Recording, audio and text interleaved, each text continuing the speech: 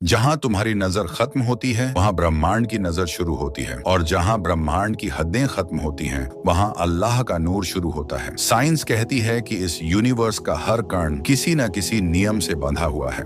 Gravity, magnetism, quantum energy, radiation, time, space, हर चीज एक नज्म में चलती है। लेकिन इस नज्म को चलाने वाला कौन है? क्योंकि नियम खुद ब खुद नहीं बनते, उन्हें कोई बनाता है। कोई ऐसा जो नियमों से बाहर हो, जो स्पेस टाइम से बाहर हो।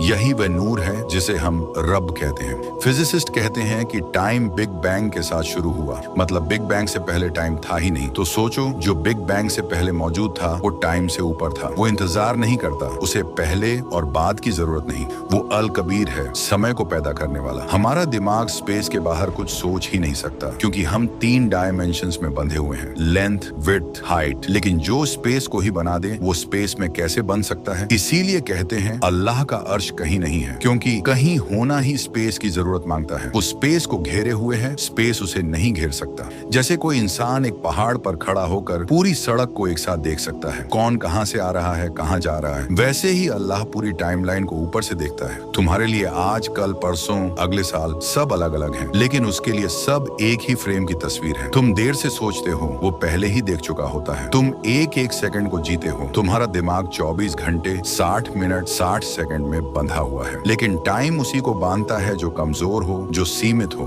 अल्लाह सीमित नहीं, इन्फिनिट है, इसीलिए टाइम का असर उस पर नहीं होता। क्वांटम फिजिक्स कहती है कण एक ही समय में 2 जगह हो सकते हैं। स्पेस टेलीस्कोप कहता है रोशनी अरबों साल बाद भी यात्रा करती है। ब्लैक होल कहता है स्पेस मुड़ सकता है, टाइम फैल सकता है, मास बढ़ सकता है। यानी यह दुनिया वैसी नहीं है जैसा हम देखते हैं। यह दुनिया एक नज्म है, जैसे कोई प्रोग्रामर कोड लिखता है और सिस्टम चल पड़ता है। यही वजह है कि अरबों गैलेक्सियां टकराए बिना चल रही हैं, इलेक्ट्रॉन सही ऑर्बिट में घूम रहे हैं, सितारे सही फॉर्मूलों से जल रहे हैं। हर कण कह रहा है ये नज्म खुद नहीं बनी, इसे किसी ने बनाया है, और उसी नूर की तरफ सब कुछ इंगित करता है। हम कहते हैं हमें कोई देख नहीं रहा, हमारी तकलीफ किसी को पता नहीं, लेकिन जो तुम्हारी पूरी जिंदगी जन्म से लिखी हुई देखता है, उसे तुम्हारी आज की परेशानी कैसे छुप सकती है? तुम छुप कर रोते हो, वो जानता है। तुम बिना बोले दुख सहते हो, वो महसूस करता है। तुम एक नेक काम सोचते हो, वो लिख लेता है। तुम एक गुनाह से रुकते हो, वो उसकी खुशबू अपने अर्श तक महसूस करता है। जब इंसान समझ जाता है कि वो टाइम में बंधा हुआ है और उसका रब टाइम से आजाद है, वो फक्र करना छोड़ देता है, क्योंकि उसे पता होता है जो मेरे लिए लिखा है वो मेरे तक पहुंच कर रहेगा,